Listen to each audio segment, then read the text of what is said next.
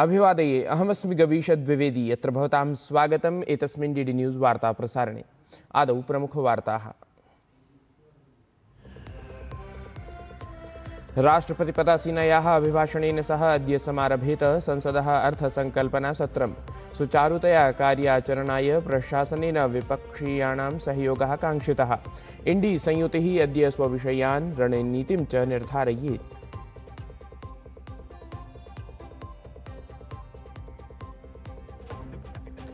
प्रधानमंत्री नरेंद्र मोदी अद्य नवदिल्ल्यां एनसीसी पीएम इत्याख्यां प्रचारयात्रां सम्बोधयेत्। राष्ट्रं प्रथमं कर्तव्यनिष्ठः युवा इत्येषः अस्ति प्रचारयात्रायाः विषयः।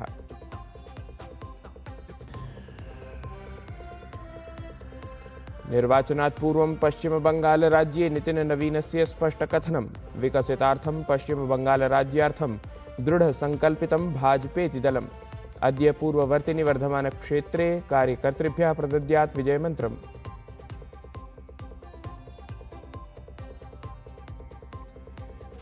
भारत यूरोपीय संघयोः मिथः मुक्तव्यापारपरा बृहत्तमा सहमतिः।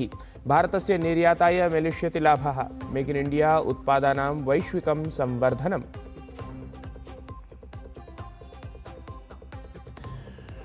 अंडर 19 इत्येतस्मिन् वर्गे प्रवर्तमानायां विश्वचषकप्रतियोगितायां भारतीयदलं विजयार्थं संलग्नम्। सुपर 6 इत्येतस्मिन् जिम्बाब्वे दलं 4,200 अङ्कैः पराजितम्।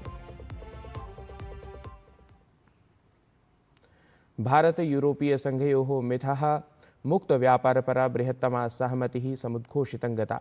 अवधेयमस्ति यत् भारत यूरोपीय संघाभ्यां विश्वस्य प्रतिशतं 25% सकलगृहोत्पादः संवृत्तः अस्ति। अपरत्र भारत यूरोपीय संघौ वैश्विकव्यापारस्य तृतीयांशस्य अपि प्रतिनिधित्वं कुरुतः। तत्रैव यूरोपीय संघे 27 देशाः समाविष्टाः सन्ति। उभयोः पक्षयोः मिथः साम्प्रतं $80 बिलियन मुद्रान्वितः व्यापारः भवति। एषा सहमतिः लोकतान्त्रिकमूल्येषु आधारिता बृहत्तमा व्यापारगता सहमतिः अस्ति इति प्रधानमन्त्री नरेंद्र मोदी प्रतिपादितवान्। आज भारत ने अपने इतिहास का अब तक का सबसे बड़ा फ्री ट्रेड एग्रीमेंट संपन्न किया है। यह एक ऐतिहासिक समझौता हमारे किसानों, हमारे छोटे उद्योगों, इसके यूरोपियन मार्केट तक पहुंच आसान बनाएगा, मैन्युफैक्चरिंग में नए अवसर पैदा करेगा और हमारे सर्विसेज सेक्टर के बीच सहयोग को और प्रबल करेगा। यह एफटीए भारत और यूरोपियन यूनियन के बीच इन्वेस्टमेंट को बूस्ट करेगा, नई इनोवेशन पार्टनरशिप बनाएगा और वैश्विक स्तर पर सप्लाई चेन को मजबूत करेगा। यानी यह सिर्फ ट्रेड एग्रीमेंट नहीं है, यह साझा समृद्धि का नया ब्लूप्रिंट है। एतेन साकमेव भारत यूरोपीय संघयोः मिथः रक्षा प्रभृति क्षेत्रेषु अथ आपत्प्रबन्धने सहयोगार्थमपि सहमतिः समङ्किता। प्रधानमन्त्री तत्र कथितवान् यत् अनया सहमत्या वैश्विकस्थिरता सुदृढा भविष्यति इति।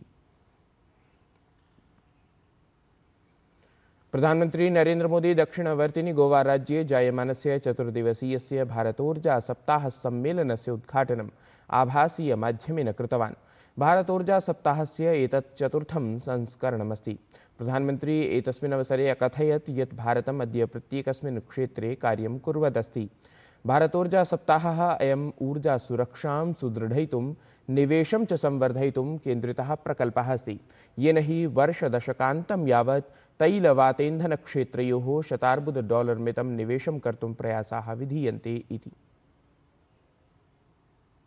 भारत आज हर सेक्टर में ग्लोबल पार्टनरशिप पर बहुत अधिक काम कर रहा है। मैं अगर एनर्जी सेक्टर की ही चर्चा करूं तो यहां एनर्जी वैल्यू चेन से जुड़े हुए अलग अलग क्षेत्रों में निवेश की बहुत संभावनाएं हैं। आप एक्सप्लोरेशन का ही क्षेत्र ले लीजिए। भारत ने अपने एक्सप्लोरेशन सेक्टर को काफी ओपन कर दिया है। आपको हमारे डीप सी एक्सप्लोरेशन से जुड़े समुद्र मंथन मिशन की भी जानकारी है। हम इस दशक के अंत तक अपने ऑयल एंड गैस सेक्टर में इन्वेस्टमेंट को $100 बिलियन तक ले जाने का प्रयास कर रहे हैं। हमारा लक्ष्य एक्सप्लोरेशन के दायरे को भी 1 मिलियन स्क्वायर किलोमीटर तक विस्तार करने का है।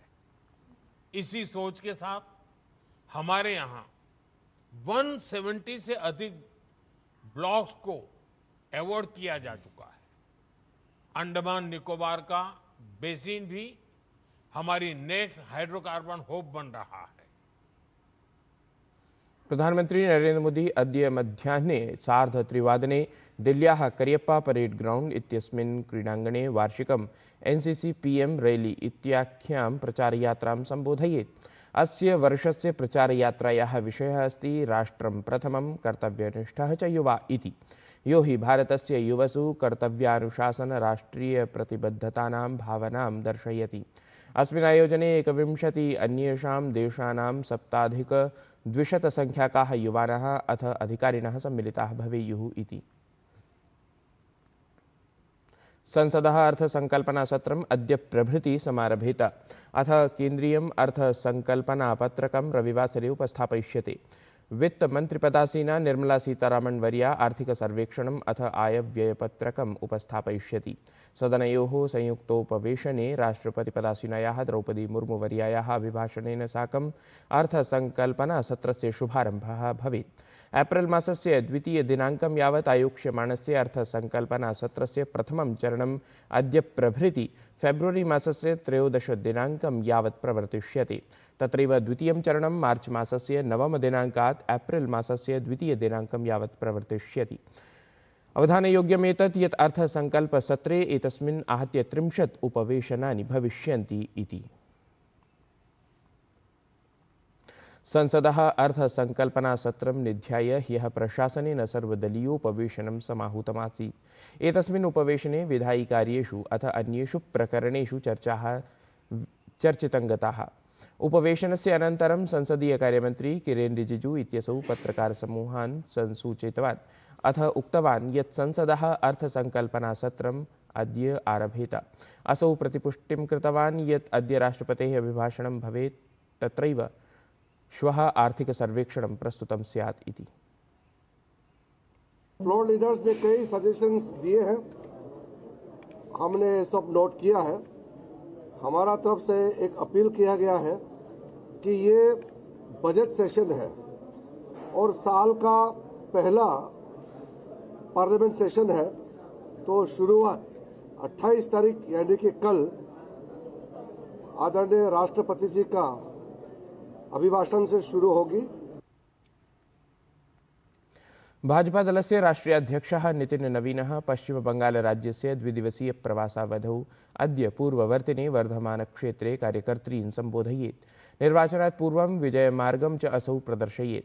इतः पूर्वं ह्यः असौ पश्चिमबङ्गालराज्ये एव कमलमेला इत्यस्य उद्घाटनं कृतवान्। असौ तत्र कथितवान् यत् विकसितभारतार्थं पश्चिमबङ्गालराज्यस्य विकासः अत्यावश्यकः अस्ति। अथ प्रधानमन्त्री नरेन्द्रमोदी सततं बङ्गालराज्यस्य विकासार्थं प्रयासरतः भवति। अवधानं कुर्वन्तु यत् भाजपादलं प्रत्येकमपि राज्यस्य समग्रविकासार्थं प्रतिबद्धम् इति नितिननवीनः संसूचितवान्।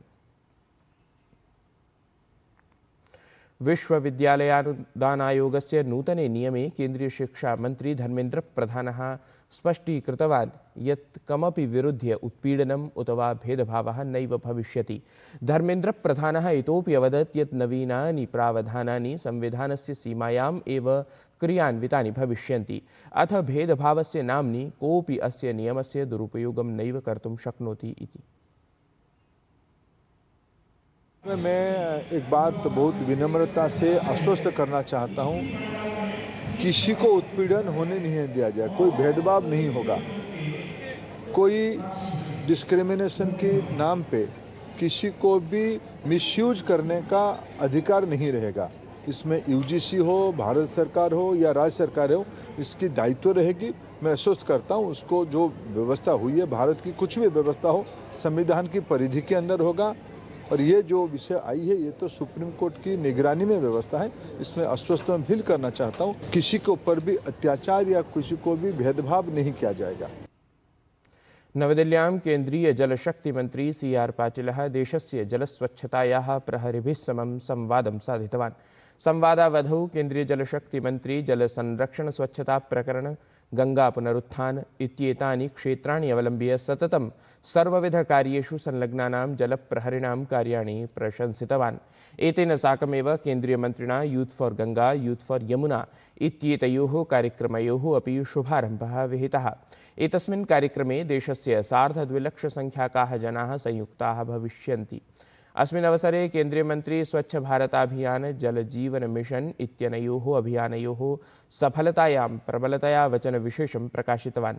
असौ कथितवान् अनया हि सफलतया महिलानां मूल्ययुतः समयः संरक्षितः कृतः इति।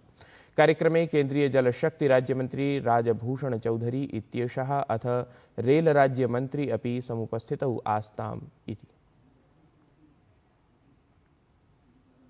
अंडर-19 इत्येतस्मिन् वर्गे प्रवर्तमानायां विश्वचषकप्रतियोगितायां भारतीयं दलं विजयार्थं तत्परमस्ति। तत्र भारतीयदलेन सुपर 6 इत्येतस्मिन् प्रकरणे क्रीडाद्वन्द्वे च जिम्बाब्वे दलं 4,200 धावनाङ्कैः पराजितम् इति। एतत् हि वार्तासंस्करणम् अधुना सम्पद्यते। अभिनवाभिः वार्ताभिः सह पुनः उपस्थास्यामः। तावन्मङ्गलं भूयात्।